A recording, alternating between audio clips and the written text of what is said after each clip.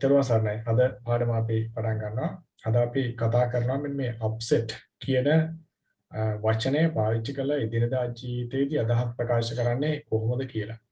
right මේක නිකන් අර upset පාඩම කියලා දාලා තියෙන එක තරම් ගණන් ගන්න එපා. මේක ඒ තරම් upset පාඩමක් නෙවෙයි.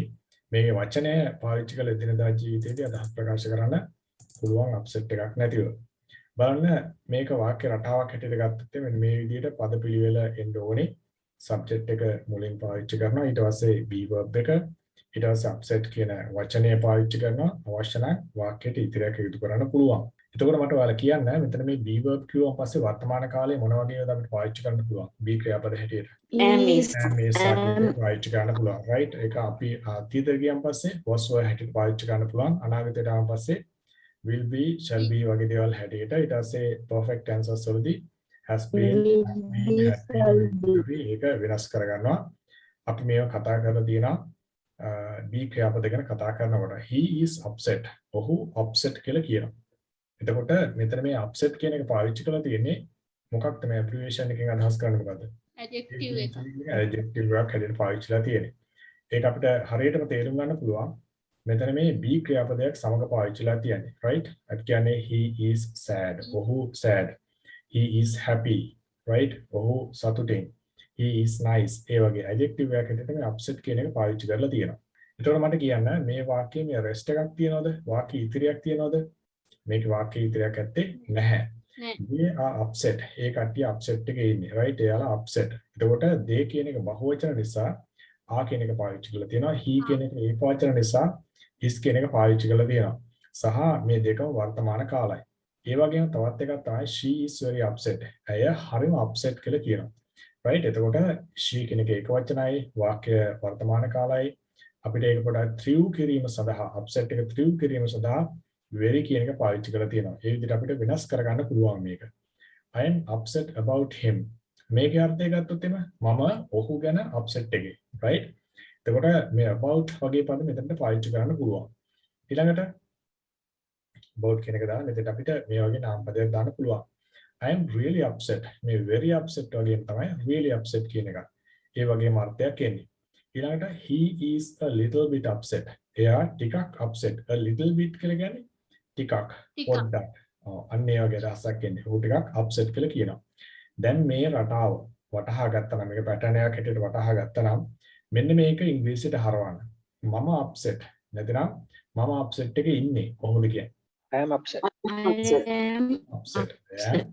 upset නැත්නම් I'm upset කියලා කියනවා right very good අපි ඊළඟ පියවරට මේ තියෙන තවත් වාක්‍ය රටාවක් මේක පාවිච්චි කරලා අදහස් ප්‍රකාශ කරන්න පුළුවන් subject එක පාවිච්චි කරනවා ඊට පස්සේ be ක්‍රියාපදය ඊට පස්සේ upset කියන එක පාවිච්චි කරනවා with කියලා ඊට පස්සේ කෙනෙක් සමග කියන අදහස පාවිච්චි කරන්න පුළුවන් බලන්න he is upset with her ඇය සමග ඔහු upset එතකොට සමග කියන අදහස ප්‍රකාශ කිරීම සඳහා පාවිච්චි කරලා තියෙන පදේ මොකද්ද with කියන එක පාවිච්චි කරලා තියෙනවා right why are you upset with him ඇයි ඔයා ඔහු සමග upset එකේ එතකොට with කියන එක පාවිච්චි කරලා මේ වගේ නාම පදයක් පාවිච්චි කරන්න පුළුවන්කම තියෙනවා ඊට පස්සේ she was upset with her parents ඇයගේ දෙමව්පියන් සමග upset වුණා right මේ විදිහට අපිට වෙනස් කරගන්න පුළුවන් මෙතන අලුතෙන් ඉගෙන ගන්න තියෙන්නේ මොකද්ද with කියන එක පාවිච්චි කරලා මේ සමග කියන අදහස ප්‍රකාශ කරන්න පුළුවන් ඊළඟ එක look upset වගේ පේනවා right upset වගේ පේනවා you look upset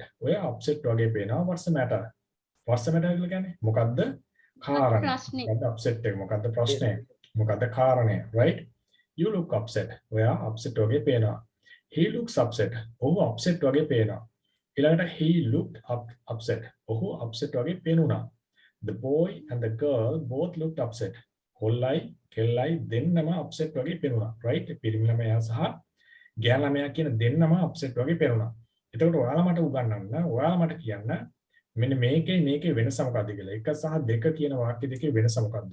you කියන්නේ බහුවචන නිසා ඒක look කියලා තියෙනවා. he කියන්නේ ඒකවචන නිසා looks කියලා තියෙනවා. very good. ඊට පස්සේ තුන්වෙනි එකේ වෙනස මොකක්ද? he looked past tense වලින්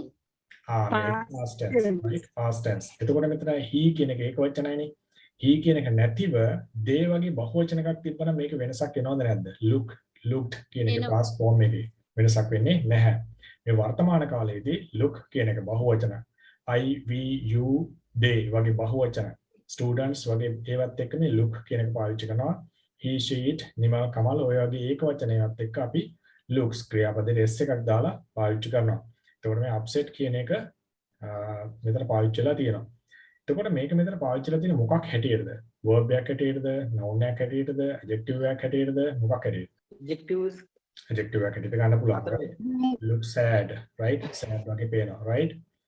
Look happy, right? සතුටින් පේනවා. Look upset ඒ වගේ. එතකොට එහෙම ඉත හොයාගන්න හරි ලේසි. ඊළඟට තවත් වාක්‍ය රටාවක්. අපි කතා කරන කීවෙනි එකද මේ? තුන්වෙනි එකනේ. ඊට පස්සේ subject එක මේ එකෙන් කියන්නේ subject එක ඊට පස්සේ get කියන එකට පස්සේ upset කියන එක පාවිච්චි කරන්න පුළුවන්. You get upset. ඔයා upset වෙනවා, right? ඊට පස්සේ he gets upset. ඔහු upset වෙනවා. He would get upset. ඔහු upset වෙන්න පුළුවන්. ඉඩ තියෙනවා කියන අදහස ප්‍රකාශ කරන would කියන එක පාවිච්චි කරලා තියෙනවා. ඊළඟට people are getting upset. මිනිස්සු upset වෙනවා, right? මිනිස්සු upset වෙගෙන එන්නේ. ඒකට මේක present continuous වලින් පාවිච්චි කරලා තියෙනවා. මේ වගේ අදහසක් ප්‍රකාශ කරන එහෙම වෙනවා. Don't tell him anything. ඔහුට මුකුත් කියන්න එපා. Don't tell him anything. ඔහුට මුකුත් කියන්න එපා. He will get upset. එයාට upset යාවි. එයා upset වේවි කියන අදහස ප්‍රකාශ කරලා තියෙනවා. එතකොට මේ කියන එක ඒකවචන බහුවචන නිසා get කියන එක පාවිච්චි කරලා තියෙනවා. ඒකවචන නිසා get කියන එකට s එකක් දාලා තියෙනවා. මෙතනත් එහෙමයි. ඔය කතා කරපු එක මේක look එක මේකයි වෙනස් වෙන්නේ. upset කියන එක නෙවෙයි වෙනස් වෙන්නේ. මෙතන get කියන එකයි වෙනස් වෙන්නේ. upset කියන එක වෙනස් වෙන්නේ නැහැ. upset එක upset වෙන්නේ නැහැ. ඊළඟට බලන්න subject එක පාවිච්චි කරනවා. be ක්‍රියාපදේ පාවිච්චි කරනවා. ඊට පස්සේ upset කියන එක දාලා by කියලා something, right? යමකින් upset වෙනවා කියන අදහස. යමක් සමග upset වෙනවා නම් අපි කිව්වේ කවුරු හරි සමග upset වෙනවා නම් upset with. Very good, very good. He was upset by it, right? ඒක අදහස. ඔව් upset වුණා ඒකෙන් by it, right? by කියලා දාලා මොකක් හරි මෙතෙන් දාන්නයි තියෙන්නේ. ඊට පස්සේ she will be upset by this. එයාට මේකෙන් upset යාවි. එයා මේකෙන් upset වේවි, right? මේකෙන්, right? මොකකින් හෝ කියන අදහස සඳහා by කියන එක පාවිච්චි කරන්න පුළුවන්, right? ඊළඟට I was upset. මම upset වුණා by the low quality of the machine.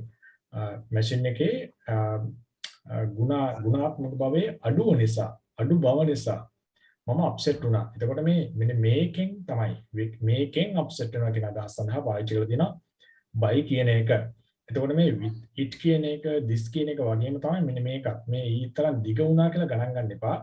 මේක නාමයක් හැටියට අරගෙන තියෙන්නේ. මොකද්ද? මෙන්න මේක quality. quality එකෙන් තමයි මේ upset වෙලා තියෙන්නේ. මේ quality එක විස්තර කරනවා ඒක low එකක්, ඒක මොකේ එකක්ද කියන අදහස, right? මම හිතන අපිට තරම් දුරට කතා කරන්න අවශ්‍ය නැහැ. නිමල් මේකට upset යාවි, right? මේකෙන් upset යාවි කොහොමද කියන්නේ? Nimal will be upset that this. එකෙන් කියන අදහස සඳහා by that by this, right?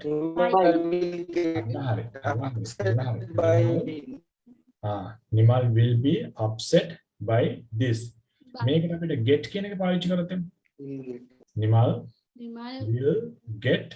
will get upset by option baby. right. මේ විදිහම තමයි. ඔයාලගේ සිග්නල් ප්‍රශ්නයක් තියෙනවනේ.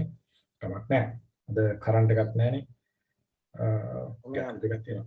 අපි කරගෙන යන අප්සෙට් එක නේද? මේක අපිට වර්ණ ගන්න පුළුවන්. right? කාල වලට වර්ණ ගන්න පුළුවන්. I am not upset. I am not upset. මම upset නැහැ. මේක නෙගටිව් සෙන්ටෙන්ස් එකක්. right? අපේ පාඨමාලාවේ අපි ඉගෙන ගන්නවා ඕනෑම වාක්‍යයක අවස්ථා 6කට වර්ණ ගන්න.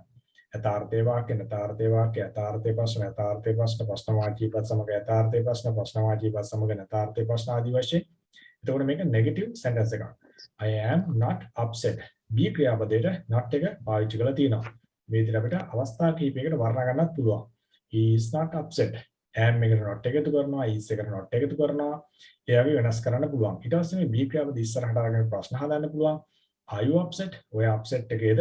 right? මෙතන මේ තියෙන ආයක ඉස්සරහට අරගෙන තියෙනවා. Are you still upset? ඔය තාමත් upset එකේද? right? ඉතින් කතා කරනකොට පාවිච්චි කරන්න පුළුවන් මේවා. ඊට පස්සේ why are you upset? ඔය upset එකේ ඇයි? ඊට පස්සේ මේක ප්‍රශ්නවාචී පද සමග යථාර්ථයේ ප්‍රශ්නයක්. මට මතක නම් ඔයාලා කියන්න මේක අවස්ථා 6න් කීයද? ප්‍රශ්නවාචී පදයක් තියෙනවා, be ක්‍රියාපද ඉස්සරහට අරගෙන තියෙනවා, not එක පාවිච්චි කරලා නැහැ. ඒ නිසා 6න් කීයද? 1 2 3 4ද 5ද 6ද මතක නැහැ මේක ප්‍රශ්නවාචී පද පාවිච්චිලා තියෙනවා. ඒ කියන්නේ එක්ක 5 වෙන්න ඕනේ නැත්නම් 6 වෙන්න ඕනේ. ඊට පස්සේ ආ කියන බී ක්‍රියාපදේ පාවිච්චිලා තියෙනවා. එතකොට එක්කෝ 5 වෙන්න ඕනේ 6 වෙන්න ඕනේ. නැත්නම් ඔව්. ඊට පස්සේ 6 වෙනි කියනවා නම් මෙතන මොකක්ද දෙන්න ඕනේ?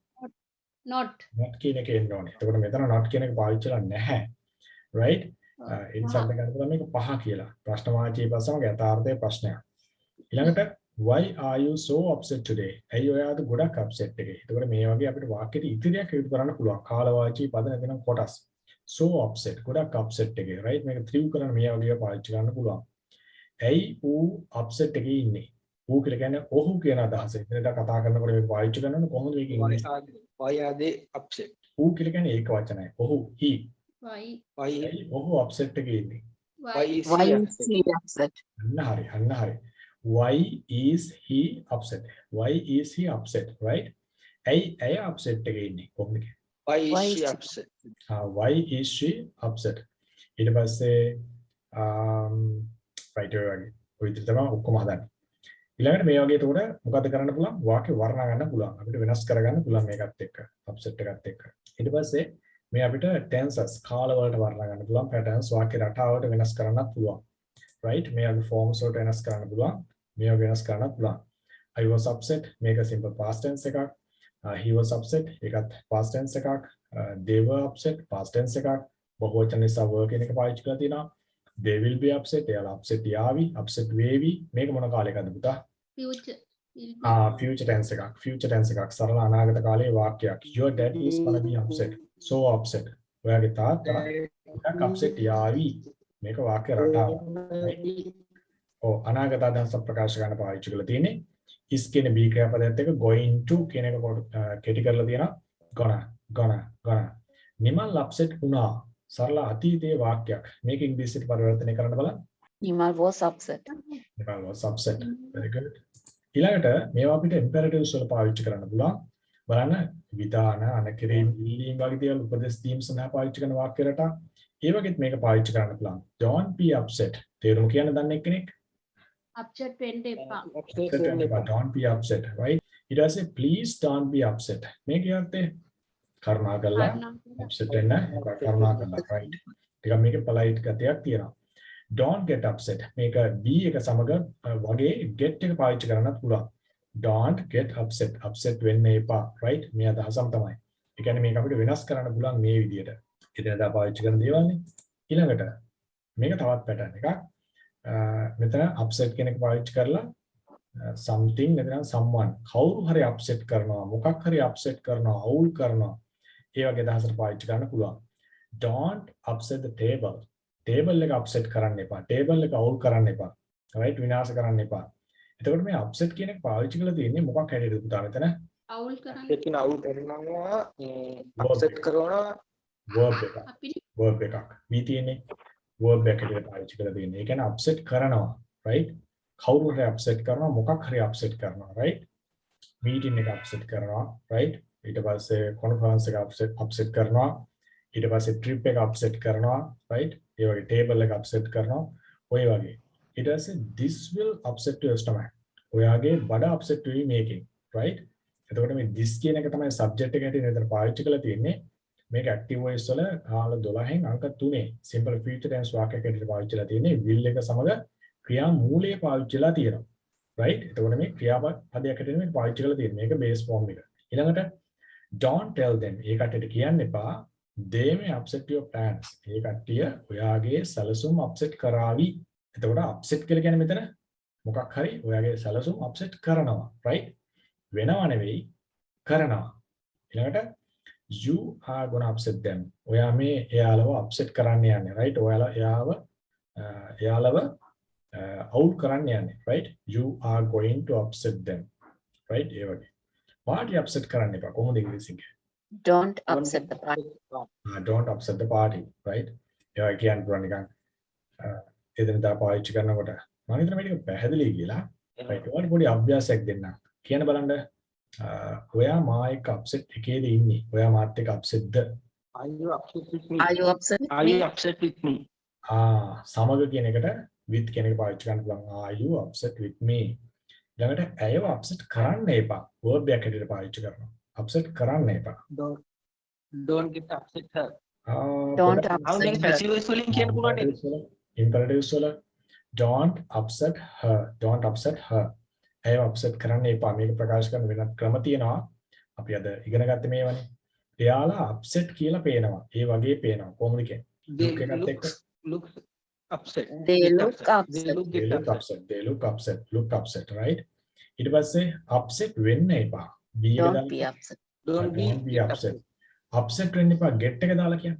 Don't get get upset. upset. don't get upset. මේක upset Don't කරන්න get එපා. upset. Don't upset this. Don't upset this. don't upset this. මේක upset කරන්න එපා. මේක අවුල් කරන්න එපා.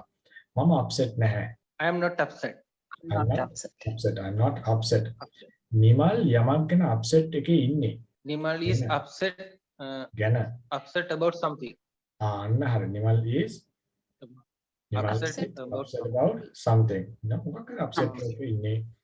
right. අපි සරලව මෙන්න මේක කතා කරා. upset කියන එක verb එකක් හැටියට පාවිච්චි කරන්නේ කොහොමද කියලා මේ වගේ වාක්‍යවල එදිනදා කතා බහ කරනකොට මේක base form එක හැටියට පාවිච්චි වෙනවා, past form එක හැටියට පාවිච්චි වෙනවා, past participle එක හැටියට පාවිච්චි වෙනවා. right. ඊට පස්සේ මේ දෙක ඔක්කොම එකයි upset upset upset. එහෙම වර්ණගෙන මේක ඊළඟට මේක adjective එකකට පාවිච්චි කරනවා. මේක තමයි අපි ගොඩක්ම කතා කරේ. ඊට පස්සේ upset කියන එක someone or something කවුරු හරි upset කරනවා කියන අදහස ප්‍රකාශ කරන්න මේක මේ කතා කරා. මේ be එක වගේම get එක පාවිච්චි කරන්න පුළුවන් get upset, right? මේක වර්ණ ගන්න පුළුවන් get කියන එක getting ආදී වශයෙන්. ඊට පස්සේ මේක look upset, right? මේක අපි ඒක වචන බහු වචන ආදී වශයෙන් අතීත විදිහට වෙනස් කරන්න පුළුවන් කියලා කතා කරා. වගේ පේනවා, එහෙම පේනවා. be upset upset වෙනවා. මේ get එක වගේම තමයි. ඊට පස්සේ upset කියන එක noun එකක් හැටියට පාවිච්චි කරන්නත් පුළුවන්. මේක ඇත්තට මෙතන කතා කරන්නේ නැහැ. ගොඩක් වෙන නිසා. ඊට පස්සේ upset with යමක් සමග upset by දැම්මොත් යමකින් upset වෙනවා.